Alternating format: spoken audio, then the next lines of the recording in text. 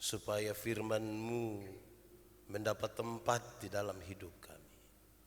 Dan dalam kekudusan itu kami menyatu dengan Tuhan untuk melakukan kehendak firman-Mu dalam hidup kami. Kami mohon Tuhan jauhkan semua penggoda pencobaan, supaya di dalam damai sejahtera-Mu kami belajar firman Tuhan. Terima kasih banyak Tuhan. Kami rindu pada firman-Mu. Berfirmanlah bagi kami. Di dalam nama Yesus, firman yang hidup itu kami berdoa. Amin. Bapak Ibu saudara-saudara yang dikasihi di dalam Tuhan, tema yang ditetapkan oleh Majelis Sinode Gemit di Minggu Advent kedua hari ini adalah proaktif menyiapkan jalan bagi Tuhan. Pembacaannya terambil dari kitab Yesaya pasal 40 ayat 1 sampai ayat yang ke-11. Yesaya 40 ayat 1 sampai ayat yang ke-11. Kita akan membacanya bersaut-sautan. Bagian-bagian ayat yang tercetak keluar saya membacakannya, dan yang tercetak ke dalam jemaat membacakannya. Untuk itu sejemput kita semua berdiri. Yesaya 40 ayat 1 sampai ayat yang ke-11. Berita kelepasan, hiburkanlah umatku, demikianlah firman Allahmu. Tenangkanlah hati Yerusalem, bahwa perhambaannya sudah berakhir. Sebab ia telah menerima hukuman dari tangan Tuhan. Ada suara yang berseru-seru, luruskanlah di padang belantara, setiap lembah harus ditutup, tanah yang berbukit-bukit harus menjadi tanah yang rata. Maka kemuliaan Tuhan akan dinyatakan.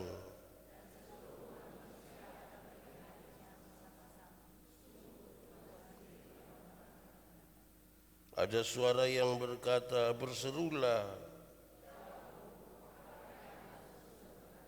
Seluruh umat manusia adalah seperti rumput. Rumput menjadi kering apabila Tuhan mengembusnya dengan nafasnya. Rumput menjadi kering, tetapi firman Allah kita, hai Sion pembawa kabar baik, hai Yerusalem pembawa kabar baik.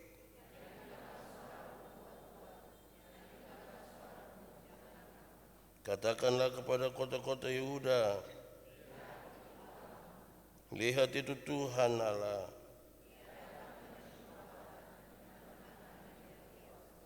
Lihat mereka menjadi upah jerih payahnya ada bersama-sama Dia. Seperti seorang gembala, ia menggembalakan kawanan ternaknya. Anak-anak domba di pangkunya.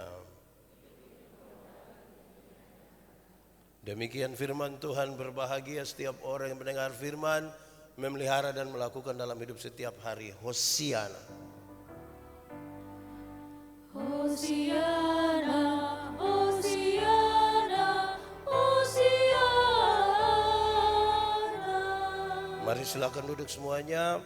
Bapak Ibu seluruh jemaat Tuhan, Shalom. Selamat pagi. Ada sukacita. Puji Tuhan. Tema kita hari ini adalah proaktif menyiapkan jalan bagi Tuhan. Proaktif menyiapkan jalan bagi Tuhan. Proaktif itu bisa saja berarti mengambil bagian secara aktif. Jadi kita masuk secara aktif, menjadi bagian secara aktif, mempersiapkan, menyiapkan jalan bagi Tuhan. Tetapi waktu kita bicara tentang proaktif mengambil bagian, pertanyaannya adalah bagian-bagian apa yang kita ambil. Kalau di kampung-kampung, di kota-kota ini kurang terlalu terasa. Di kampung-kampung apalagi tahun-tahun yang dulu-dulu, Itu kalau mulai masuk 1 Desember itu sudah mulai menyanyi lagu-lagu Natal. Mulai rumah ada yang oker-oker, perbaiki dia punya seng-seng, pohon-pohon Natal mulai taruh. Mama-mama mulai pusing beli pakaian Natal untuk anak-anak. Apakah memang itu yang dimaksud yang proaktif? Sekolah minggu itu mulai mempersiapkan drama Natal. Drama Natal. Orang-orang macam pendeta Yandi ini pasti dia punya peran itu Herodes. Karena saya disuruh tertawa. Ho ho ho ho ho. Kami latihan sampai 2 minggu, 3 minggu, 1 bulan. Apakah itu yang dia punya nama proaktif? Biasanya di minggu-minggu Advent sampai Natal itu gereja penuh sesak dengan banyak orang. Mungkinkah itu yang dia punya nama proaktif? Semua Natal jadi rajin-rajin gereja. Apa itu yang dimaksud? Ataukah saudara-saudara biasanya menjelang Natal itu tiba-tiba ada banyak orang baik sekali. Jangan teh hari baik. Bagaimanapun dia kita pun kakak. Nah, itu hari baik itu di menjelang Natal. Nanti habis Natal baru kita bilang itu kakak muka kayak orang Suwangi. Apakah itu yang nama proaktif? Itu nama proaktif. Atau saudara-saudara kita akan berbagi. Persis seperti tadi anak-anak bilang mari kita sama-sama berbagi. Apa itu dia nama proaktif? Nah itu yang kita mau dalami. Supaya dia lebih jauh kita melihat kita ada di mana ini dalam mempersiapkan jalan itu. Saudara-saudara, secara cepat saya ingin menyatakan kepada kita bahwa karena kita baca dari kitab Yesaya. Kitab Yesaya dibagi dalam 3 bagian. Ini hanya sebuah informasi paling tidak untuk menambah wawasan saja. Tidak usah pikir terlalu panjang lebar di sini.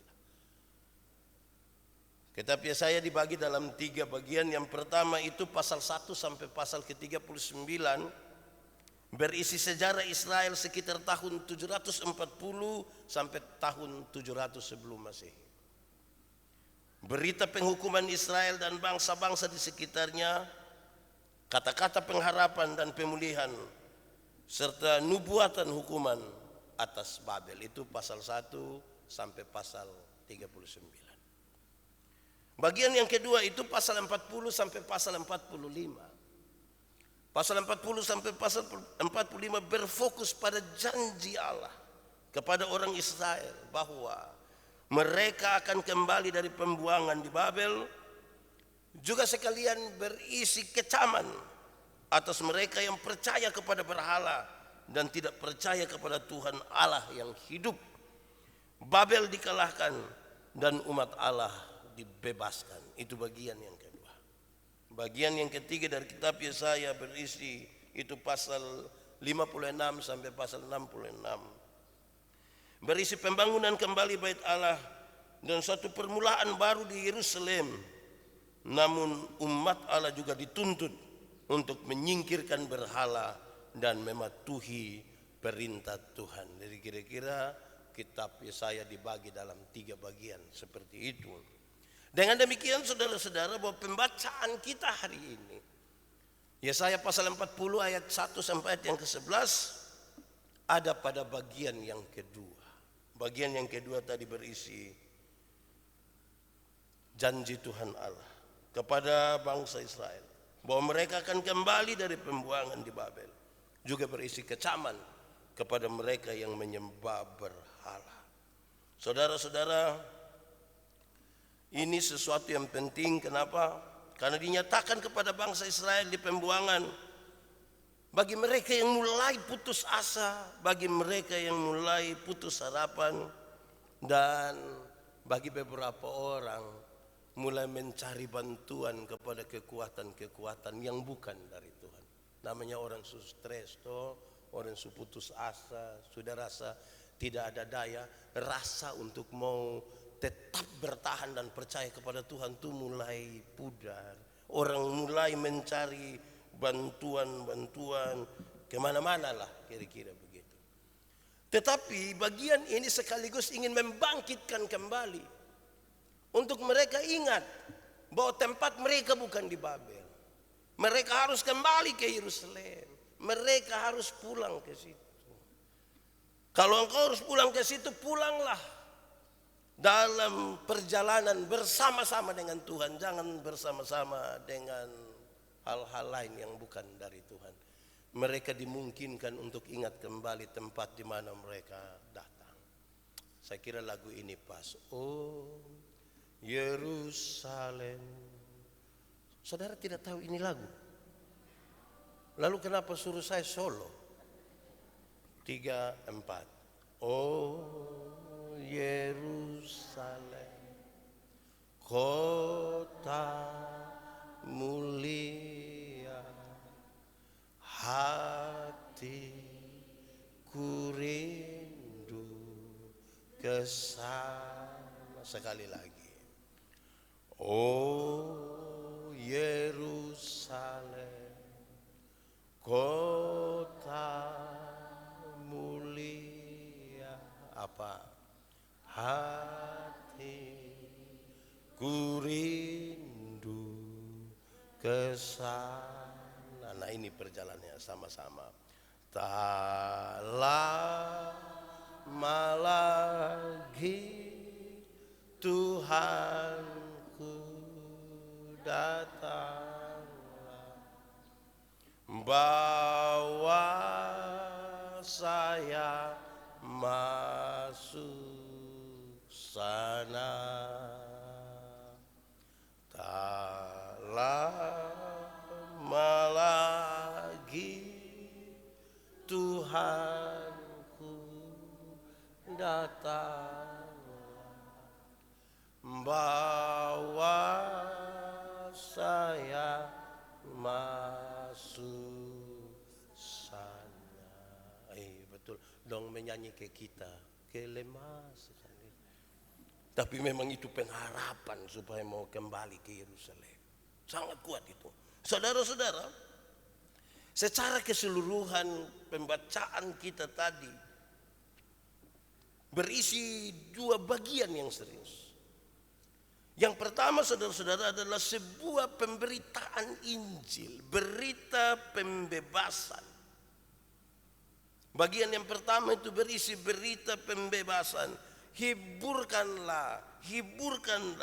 Apa yang perlu diberikan supaya mereka terhibur? Kasih tahu kepada mereka bahwa kesalahan mereka sudah diampuni. Kesalahan mereka sudah diampuni. Mereka sudah mengalami sebuah hukuman dari Tuhan, bahkan 2 kali lipat. Tapi hiburkanlah karena kesalahan sudah diampuni. Berita bahwa kita sudah diampuni itu harusnya berita yang paling baik di perjalanan menuju Natal. Tak lama lagi Tuhanku, harus berita di mana itu kita sudah diampuni. Itu berita pembebasan. Bilanglah kepada mereka bahwa perbudakan akan berakhir. Kamu mungkin sudah putus asa dengan perbudakan ini. Kamu putus asa dengan hal-hal yang terjadi di mata kamu, di mana kamu tidak dipandang sebagai manusia. Kamu diremehkan, kamu dilecehkan, kamu dianggap bukan apa-apa. Apalagi budak pada waktu itu hanya sama harga dengan barang-barang mati. Dia segera akan berakhir dan kamu akan menjadi manusia yang sesungguhnya. Kasih tahu kepada mereka, hiburkan kepada mereka. Dan karena itu, dalam berita pembebasan itu, berita Injil itu disampaikan, persiapkanlah jalan untuk Tuhan. Ini sudah sangat baik ini. Siapkanlah jalan untuk Tuhan. Tidak boleh siap untuk siapa-siapa. Siapkanlah jalan untuk Tuhan. Bagaimana cara mempersiapkannya? Disampaikan, yang bengkok-bengkok itu luruskan.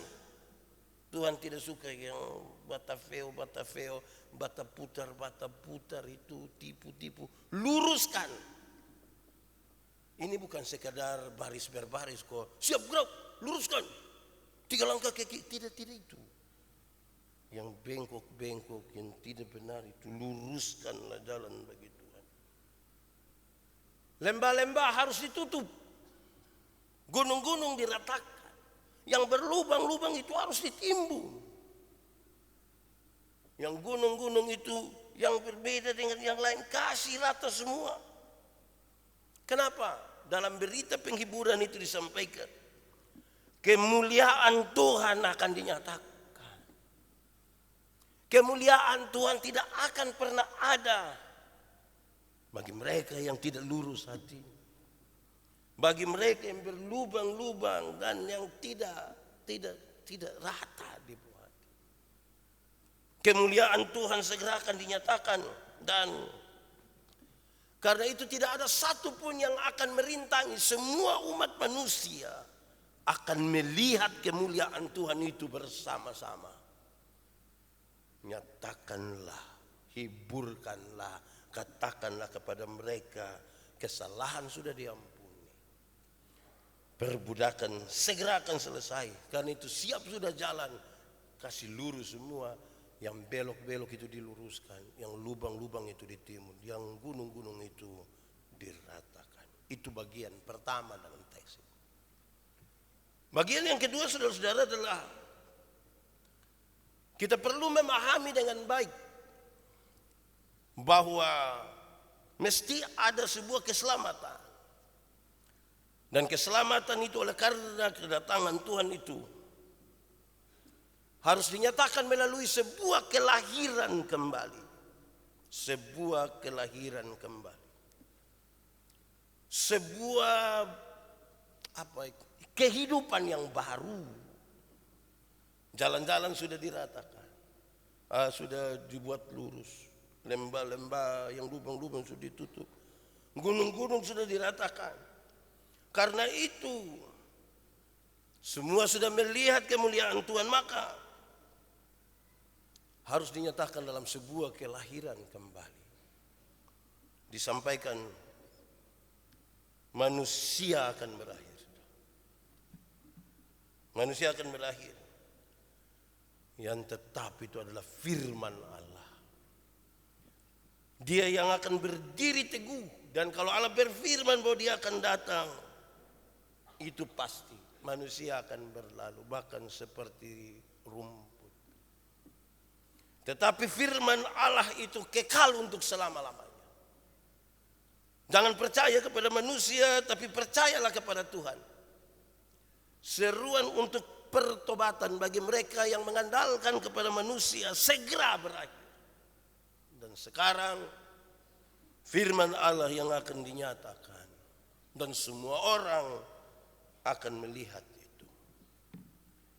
Bapak Ibu, saudara-saudara, lalu bagaimana kita memberi jawab terhadap tema kita hari ini? Proaktif menyiapkan jalan bagi Tuhan. Beberapa hal ini saya ajak kita untuk renungkan bersama.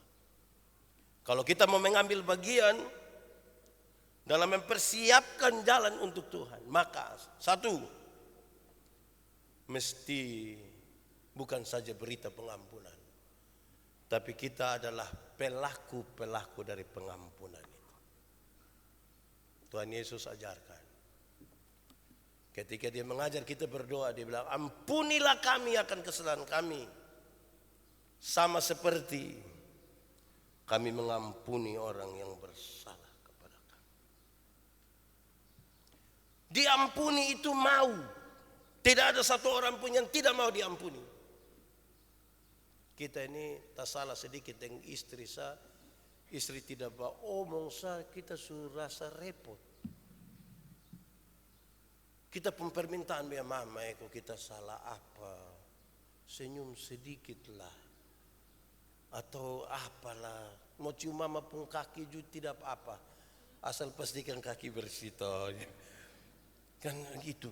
Kita memohon-mohon pengampunan, tapi lepaskanlah juga pengampunan. Saya mau tanya dulu, saudara, tidak usah jawab, tapi ini pertanyaan untuk direnungkan. Saudara ada jengkel siapa kok sampai-sampai tidak bisa untuk ini apa itu? Coba bayangkan dia pemuka sekarang. Atau boleh coba saudara lihat dia kalau dia ada di sini. Kenapa hampir semua lihat saya ini? Saudara ada jengkel saya mungkin. Jadi hati yang tidak beres terhadap seseorang tuh selesaikan sudah. Ampuni sudah, itu bagian proaktif kita mempersiapkan jalan untuk Tuhan. Saya harus menjelaskan ulang saudara-saudara, mengampuni itu bukan melupakan masalah. Mengampuni bukan melupakan masalah. Makin sakit hati makin tidak bisa lupa. Mengampuni itu adalah membebaskan diri, menyambut itu orang, menyambut kesalahannya sambil siap hati. Besok dia bikin kesalahan baru dan kita harus ampuni lagi. Seringkali kita kan terjerumus dibilang sudah saya lupa itu masalah, jangan omong. Itu kita masih ingat. Itu tidak betul itu. Hati tidak enak. Saya lagi pikir saya ada jengkel siapa? Mungkin saudara ada jengkel petugas koperasi. Saudara harus ampuni. Bebaskan itu. Pengampunan bukan melupakan masalah, pembebasan. Dalam pengampunan itu ada dua. Pengampunan sekaligus pendamaian. Mengampuni dan pendamaian. Saudara tahu saya berkali-kali bilang, ada orang mau mengampuni tapi tidak mau berdamai. Ada yang mau berdamai tapi tidak mau mengampuni. Kan ini jalan yang belok-belok ini benar. Yang mau mengampuni tapi tidak mau berdamai itu dia suka omong yang Pak Pendeta, untuk marah saya tidak marah, untuk marah saya tidak marah. Kau mau marah bikin apa? Dia mau datang silahkan, rumah ada terbuka silahkan. Tapi untuk saya yang pergi ke dia maaf. Itu bukan pengampunan. Ada orang yang sebaliknya dari itu. Mau berdamai tapi tidak mau mengampuni. Mau berdamai tapi tidak mau mengampuni, itu pencitraan. Itu biasa anak kecil dong itu, ini dong memang keleren toh, dong bakalai begitu. Dia pun bapak datang bilang, hehehe, damai. Ayo, nah kita ini kalau berdamai kan pakai jabat tangan toh. Kita pun kalau orang hanya berdamai tapi tidak mau mengampuni, dia pun cara sorong tangan itu kasar. Terus kan dia orang NTT pakai tradisi cium apa dulu? Cium apa? Oh saya kira cium sabu. Cium. Ini engkau pun saudara ini cium. Besok engkau susah bukan kelereng yang bantu tapi saudara yang bantu. Ayo cium. Itu dia pun cara cium itu sama ke loder. Mau berdamai tapi tidak mau mengampuni. Supaya proaktif, maka pengampunan harus dilepaskan karena kita merindukan menerima pengampunan. Amin kok. Ada orang yang dia terlalu marah orang sampai itu orang sumati juga dia masih marah. Kadang-kadang dia bilang kalau dia masih hidup dan beta bisa jepit dia pun jari pakai pemecah kemiri. Kok dia sumati ini biar kita mau jepit bagaimana juga dia tidak sakit. Pengampunan itu proaktif. Sebentar pulang dari sini kalau ada jengkel siapa sehingga kau cium sama dia sudah bilang kita coba cium dari pinjam 100 dulu. Pokoknya selesaikan dia punya masalah. Proaktif. Kedua, saudara-saudara, penindasan harus mesti dihilangkan sudah. Kita ada tindas apa begitu tuh dihilangkan sudah. Tidak enak ditindas. Dan karena itu saudara-saudara penindasan harus ditiadakan sudah. Itu cara kita proaktif. Memang persiapan Natal subagus, lampu-lampu ini subagus. Paduan suara dan pas latihan lagu Natal toh. Hai dunia, itu siap bagus, subagus itu. Sekarang kita ada tindas apa yang biasa panggil orang pakai satu jari saya itu. Itu hilang kayaknya. Itu contoh-contoh penindasan itu. Yang gini sih. Sekarang panggil dia. Penindasan mesti dihilangkan sudah. Atau paling tidak yang tinggi-tinggi hati dan suka merendahkan orang. Yang sombong, yang tidak rata dibuat itu, ratakan sudah. Tidak boleh bikin diri inti. Tidak boleh. Nah, bikin kita rata sudah. Ini botol bapak-bapak ini yang banyak kena ini. Mama, yo, ame remote sayang. Di mana? Ini setengah meter. Nah, itu harus dihilangkan sudah.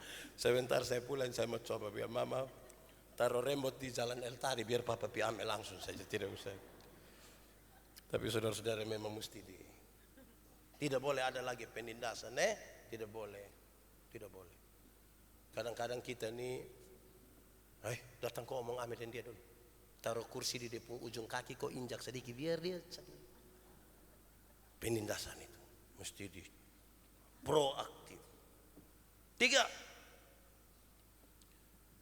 siapkan tempat yang baik untuk Tuhan. Itu proaktif. Siapkanlah tempat yang baik untuk Tuhan. Tempat berkaitan dengan 2 hal. 1, hati. Supaya Tuhan ada di situ. Hati yang penuh kepahitan itu kasih keluar sudah. Yang penuh amarah, yang penuh segala macam tidak aman itu, Tuhan tidak mungkin masuk di dalam hati yang itu. Selesaikan sudah dan biarkan Tuhan masuk di dalam. Biarkan Tuhan berkata. Tetapi yang kedua adalah suasana. Suasana dalam relasi. Relasi keluarga. Bermasyarakat. Bergereja. Sudah. Ini saya tidak terlalu dengar di jemaat Agape. Tapi di banyak tempat itu kita suka dengar ketika orang bilang, Pak Pendeta 7 turunan saya tidak akan kenal dia. 7 turunan. Saya kasih dia, Bapak juga belum tentu sampai turunan kedua. Belum tentu, kenapa sampai harus omong 7 turunan? Karena Bapak mau lolos dari turunan pertama, saya ini surepot. Sudah hati yang begitu dong selesaikan. Kasih habis sudah. Hati yang kita berjejaring bagus toh, saling mengampuni. Hati yang penuh relasi yang baik, di mana Tuhan mau ada di situ. Buka hati, rendahkan hati, dan itu Tuhan hadir. Itu proaktif, tindakan-tindakan proaktif. Saudara bayangkan kalau kita di dalam rumah itu ada 6 orang, dan semua 6 orang itu hatinya tidak ada kepahitan. 6 orang dalam itu rumah itu berelasi sangat baik sekali. Buat mbak marah dalam rumah itu hati tidak nyaman. Yang aneh dari bamara dalam rumah itu adalah kita saling cinta tapi bamara. Jadi ibu-ibu tetap laksanakan tanggung jawab juga, pagi-pagi dia bikin kopi. Kan tidak mungkin ibu di sebelah yang buat kopi kasih kita kan. Jadi ibu bikin kopi tapi kan dia lagi marah kita. Kalau dia bukan suruh anak kan dia WA bilang, sudah tuh. Baru pakai emoticon bilang, sudahlah, mau pertahankan apa? Kok kita dalam rumah ini hati semua bersih mau sambut ini Natal. Batu-batu mama ini hari mama mau beli baju yang warna apa? Putih. Mantap. Sebentar kita beli. Tapi hati jangan ke zebra cross ya mama. Hati juga mesti putih. Itu kita aman, Tuhan datang tinggal di kota rumah sudah. Proaktif. Anak-anak lonjupo hati yang baik. Bagus itu.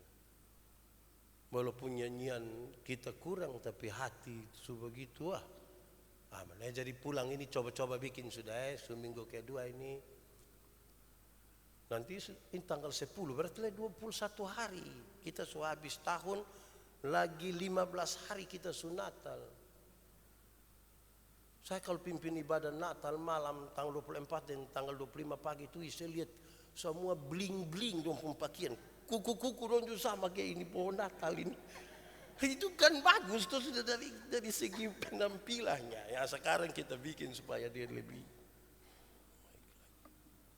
Keempat, supaya kita proaktif di dalamnya, maka hidup mesti penuh kemuliaan. Hidup penuh kemuliaan. Saudara tidak tahu ini. Hidup penuh kemuliaan. Kemuliaan Tuhan mesti terpancar dalam hidup kita, dalam senyum kita, dalam kata-kata kita. Nyatakanlah itu sebagai bagian di mana kita mau turut serta mempersiapkan jalan itu.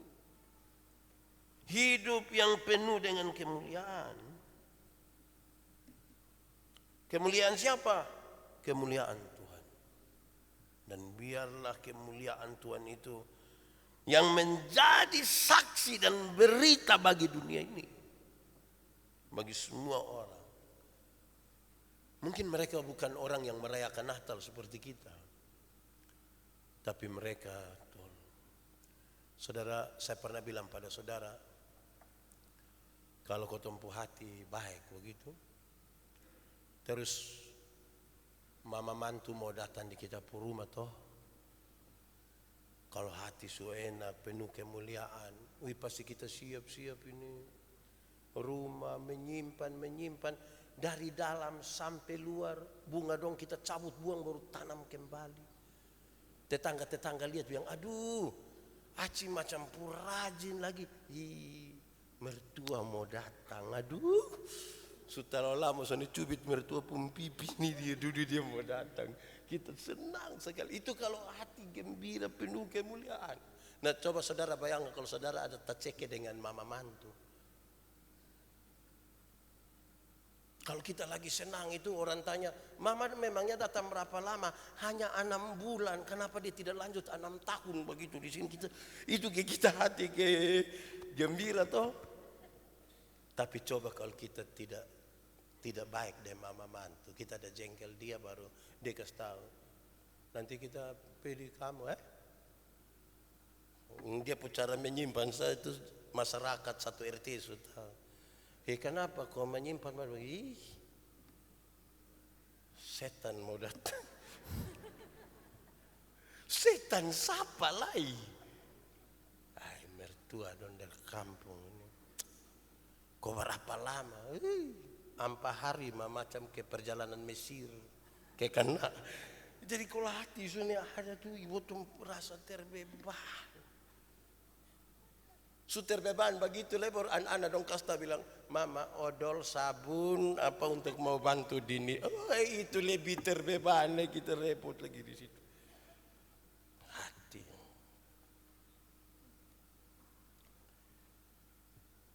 Kelima, 6 saja saudara. Sini sudah bisa pulang kau coba ini.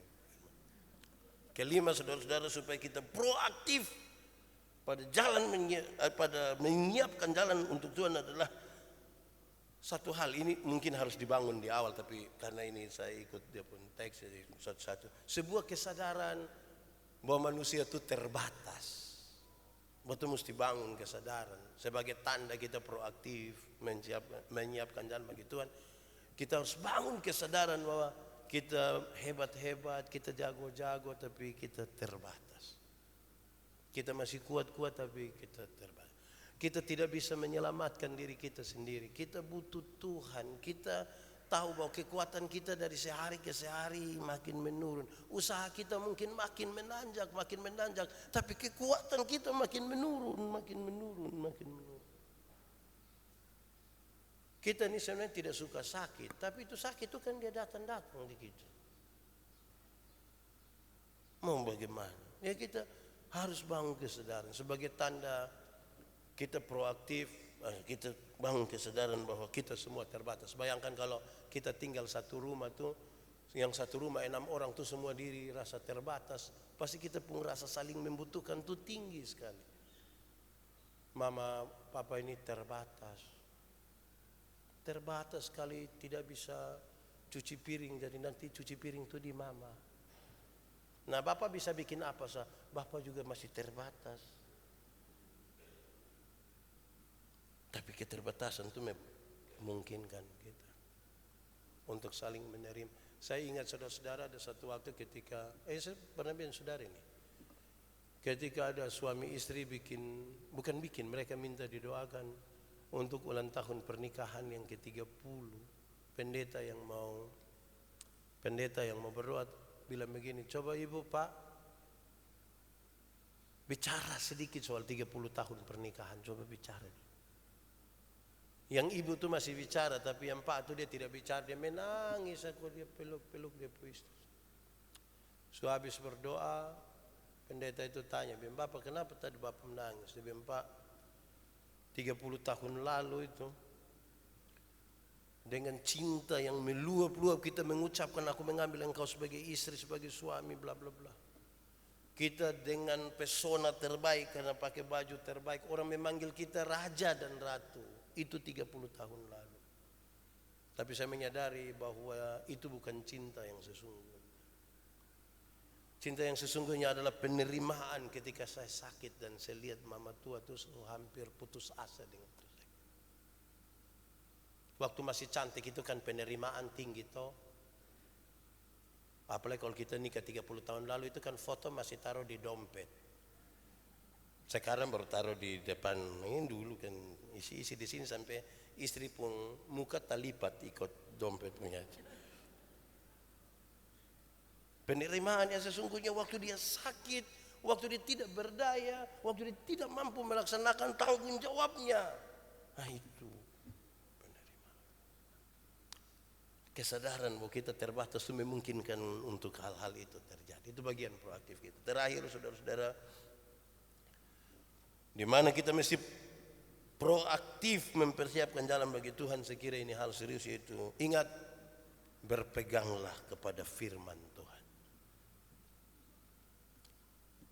Firman itu kekal.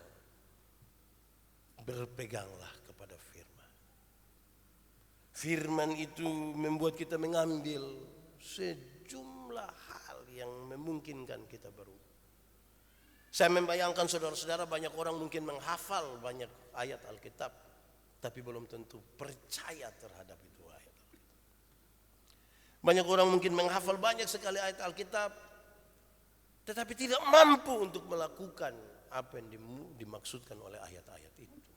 Dan sekarang tugas kita adalah lakukanlah firman itu, berpeganglah kepada firman itu dan lakukanlah.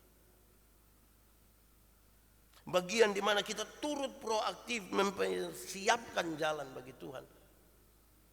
Sekali lagi contoh ini adalah kalau kita 6 orang di dalam rumah itu semua berpegang pada firman, mau menjalankan firman, masa tidak ada perubahan dalam rumah ini?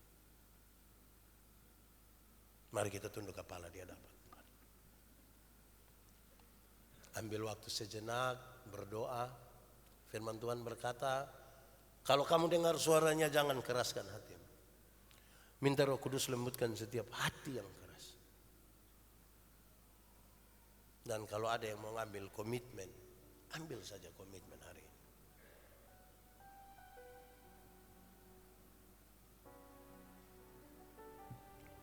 Tuhan Yesus, kami sudah mendengar firman, tapi kami sangat terbatas untuk mengerti dan melakukan. Kami angkat hati kami kepada Tuhan dan berseru, tolonglah kami Tuhan. Lihatlah setiap hati yang sekarang berdoa, yang mungkin mengambil komitmen-komitmen tertentu berkaitan dengan pemberitaan ini. Terima kasih banyak Tuhan. Terima kasih, di dalam nama Yesus kami berdoa. Amin. Bersama-sama kita mendengarkan